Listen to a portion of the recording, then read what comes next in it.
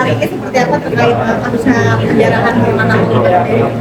Hari ini kakak dari Nafa Urba memberi keterangan di persidangan untuk situasi yang beliau alami dan keadaan yang beliau rasakan sewaktu peristiwa perjalanan terjadi. Dan diterangkan di persidangan kalau memang beliau tidak menyaksikan peristiwa, sedang ada di luar kota, di Jawa Tengah, dan mendapatkan informasi soal peristiwa penjarahan dari tetangga, dari Bu RT, dari satpam, dari seterusnya. Jadi tidak banyak informasi bisa disampaikan terkait apa yang beliau saksikan ketika peristiwa penjarahan terjadi. Nah ini hari ini kan harusnya agenda kesaksian dari Ibu Nafa sendiri ya Pak ya? Ya. Nah ini ada info kenapa tadi tidak hadir, karena dari keluarga juga tadi kita konfirmasi tidak bersedia memberikan keterangan nih Pak. Ya informasi yang saya terima Bu Nafa sedang di luar kota, dan yang mudah-mudahan sih jaksa masih menghadirkan beliau ya untuk memberi keterangan di persidangan sebagai kesaksiannya beliau seperti apa, karena saya pikir itu penting karena Bu Nafa Urba bukan hanya artis, beliau adalah pejabat publik, anggota legislatif, dan ada semacam tanggung jawab politik dan moral untuk memberikan respon bagaimana sesungguhnya sikap Nafa Urba sebagai politisi itu ya, bukan hanya sebagai artis, terkait dengan apa yang beliau alami. Kami sebagai advokat dari para pelaku telah menyampaikan permohonan maaf, dan kami tahu ini LP-nya LP polisi ya, LPA, bukan LP-nya pendapat, sehingga memang tidak mungkin didampaikan secara langsung begitu. Kecuali majelis hakim menyetujui atau dari awal penyidikan polisi menyetujui, itu beda lagi ceritanya. Ini kan memang penyidik penegak hukum. Nah, walaupun begitu kami berharap ada statement dari Bu Nafa atau keluarga begitu, kalau memang ada itu untuk memaafkan, karena itu juga disampaikan kepada saya sebagai advokat dari para pelaku bahwa beliau telah memaafkan atas peristiwa ini. Dan tapi bagaimana memutuskannya kan tentu kemudian proses di persidangan itu yang akan dilakukan. Majelis hakim tentu menjadi pihak yang paling berwenang. Di kesempatan itu juga saya bisa sampaikan agar majelis hakim juga melihat lebih dalam dari sisi kemanusiaan. Para pelaku bukan pelaku kriminal, bukan orang yang sebelumnya telah melakukan kriminal. Ada bapak anak satu, ada anak yang baru dewasa, umur 18 tahun, ada yang dari yang tanggung jawab ke depan, masa depannya masih harus kita pastikan dia akan menjadi orang yang lebih baik. Ada yang punya tanggung jawab anak dan istri, yang karena malam hari itu ada situasi mendorong banyak orang untuk terlibat dalam aksi penjarahan mereka kemudian ikut di sana.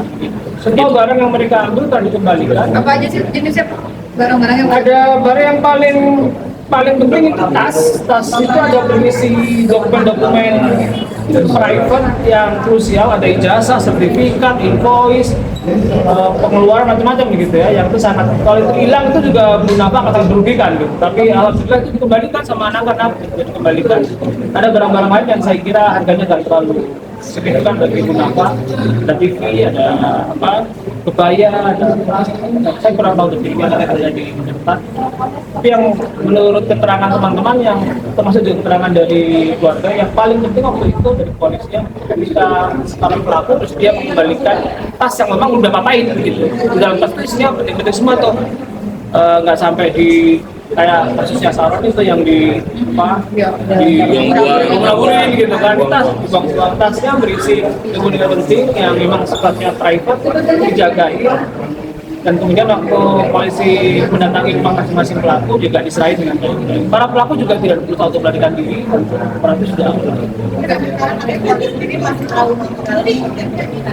ya. Tadi Bu Maya trauma menyampaikan di persidangan kalau masih trauma dengan situasi ini, dan rumah yang mereka tinggali waktu itu sekarang kan kembali. Tapi saya pikir memang ya wajar ya, tapi saya kira para pelaku bukan orang yang punya tanggung jawab sepenuhnya terhadap peristiwa ini. Tadi saya nanya ke Bu Maya itu, apakah dia tahu siapa orang yang inisiatornya di lapangan itu, yang paling dominan siapa, apakah antisipasi ke arah sana? Ternyata enggak juga. Artinya proses persidangan ini juga tidak mampu menemukan substansi dari perkara. Betul bahwa anak-anak ini memang mengambil, tapi ada kekuatan yang lebih serius, yang menggerakkan, yang memprovokasi, itu nggak bisa diurus. Padahal tentu sistem hukum kita seharusnya itu yang dilaksanakan. Polisi kan tidak menangkap orang yang aktor kunci dalam peristiwa, tapi hanya menangkap aktor apa kategorinya, aktor tersier, cadangan, orang-orang yang tersertaris, bukan orang yang secara peran untuk menjadi peran kunci dalam peristiwa.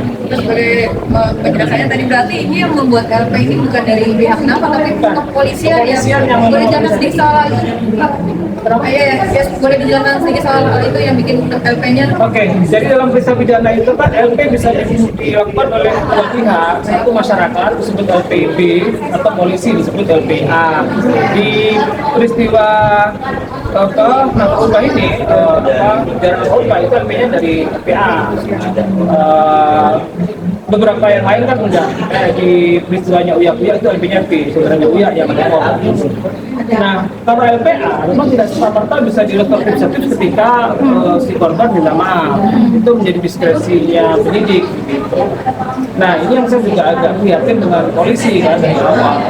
Keluarga itu sudah mohon dari awal agar bisa dimaafkan, kemudian perkara ini nggak perlu ditingkatkan. Karena toh mereka bukan pelaku yang tadi itu, bukan pelaku kunci, bukan inisiator, bukan penggerak, bukan yang memobilisasi orang, bukan juga yang memobilisasi orang. Mereka adalah orang yang terprovokasi, yang diajak, yang terajak, yang karena lihat teman ikut jadi ikut. Jadi pengadilan ini akan sia-sia saja. Dia tidak akan menghadirkan fakta yang penting. Mengapa ada penjara? Siapa yang menjara? Yang sesungguhnya. Bang, tapi dari para terdakwa sendiri itu sudah mengakui kepada abang mungkin siapakah yang mengajak mereka? Mungkin ada grup yang... WhatsApp. Ya, medsos lah ya. pancing Ya. Nanti akan di persidangan akan kita tampilkan ya. Mereka akan kan ada sesi pemeriksaan apa itu. Rata-rata memang diajak teman ngajak teman gitu. Jadi ada yang posisinya lagi ngopi, kemudian lihat di media sosial ada ini ada penjara untuk mengajak penjarahan di rumah itu apa kayaknya ya terdakwa juga kan ada yang belasan tahun ya sudah 19 tahun segala macam dengan kondisi psikologis yang masih labil, dan yang perlu digarisbawahi juga adalah kondisi psikologi masa pada saat itu yang betul-betul marah dan segala macam itu saya rasa perlu menjadi pertimbangan utama juga bahwa psikologi masa saat itu memang lagi chaos. Nah, remaja-remaja yang labil ini yang notabene cuma ngopi ini ada di dakwaan yang sebelumnya cuma ngopi kemudian di media sosial lewat YouTube dan segala macam ada aja kan dengan jiwa yang labil itu kemudian berangkat. Jadi ini tidak boleh diartikan sebagai kriminalitas profesional. Jadi ini sekedar apa ya jiwa yang labil lah yang kemudian mungkin ini tidak ada niat untuk apa tapi sekedar apa ya keseruannya adrenalin dan segala macam itu yang perlu digarisbawahi. Pada level itu kan seperti ingatan masa lalu kita soal ada banyak orang yang jarak juga nggak ada apa-apain. Jadi mungkin pikiran-pikiran itu muncul di antara anak-anak. Spontanitas ya, Bang? Karena sebenarnya tuntutan dari kejadian ini perkaranya dari kejadian rumah Ibu Sri Mulyani ya, mantan Menteri Keuangan juga. Jadi memang ada mereka itu hanya melihat dari euforia yang ada di media sosial. Akhirnya mereka ikut ikutan, hanya datang ikut. Nah, sampai di situ pun mereka tidak menjarak barang-barang yang mereka sudah terjadi penjarahan yang luar biasa. Mereka hanya melihat dan masuk. Nah, itu mengikuti euforianya atau mengikuti arusnya dari orang-orang yang sudah melakukan penjarahan di awal, baru mereka mengambil barang yang seadanya. Berarti total 9? Oh, 8. Dan itu pria semua? Masyarakat biasa semua ya? Semuanya anak-anak biasa, ada yang sudah agak lumayan berumur, udah 9. Si Robi Gunawan dia satpam security di satu toko. Ada yang masih sekolah. Ada juga masih sekolah. Si Andika itu umur berapa? 24 atau 23 sih. 12 tahun. Tapi yang masih sekolah itu sudah dipulangkan Bang atau seperti apa? Yang siapa?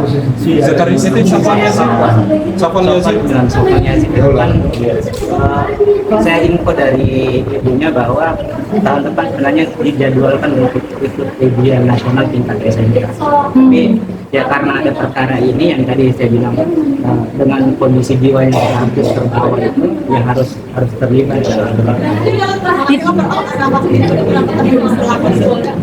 Oh iya, jadi kalau Bu Maya, Bu Nafa sudah pernah di polisi, Apa yang pernyataan sudah memaafkan atau langsung ke saya udah ke saya sudah memaafkan. Ya tapi kan bukan lagi menjadi ruang yang menjadi kewenangan beliau secara ini ya, secara mutlak ya. Dan tadi Bu Maya di persidangan juga sempat menyampaikan bahwa secara pribadi beliau sudah memaafkan para terdakwa, tetapi untuk menjelaskan proses pada proses hukum sedang berjalan. Bang sedikit bang terkait mungkin terkait yang untuk anak di bawah umur ini bang, bisa dibilang kayak gitu ya. Ini kan bukan kejahatan serius atau pembunuhan segala macam bang. Kenapa itu nggak dilepaskan atau dibebaskan bang? Karena mungkin bisa dibilang dia sudah dari awal dilepasin. Sudah Menurut mengembalikan saya, kan ya? seharusnya semua terdakwa itu dibebaskan dari awal karena semua barang telah dikembalikan dan kooperatif mereka juga akan mendapat keuntungan dari aktivitas melanggar hukum ini secara finansial maupun non finansial gitu. Nggak ada hal yang mereka ambil lebih. Jadi mereka ngikut rame-rame ke rumahnya Nafa, ambil sesuatu, disimpan sebentar, dikembalikan. Jadi tidak ada keuntungan. Apa ya? Karena masa sudah terlanjur banyak masuk ke dalam, jadi mereka hanya ikut-ikutan aja lah. Jadi Bukan kalau dalam sebenarnya. dalam jatuh ada namanya mens rea kan, niat jahat untuk mengambil keuntungan manfaat. Nah anak-anak ini enggak sampai di level itu. Cuma ya kan ada orang ramai wah bisa nih kita gitu, ya udah itu terlibat.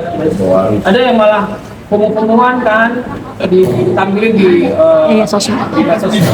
Ya mungkin karena mereka nggak tahu efeknya akan Iya. makanya dipamerin ya Pak. Iya.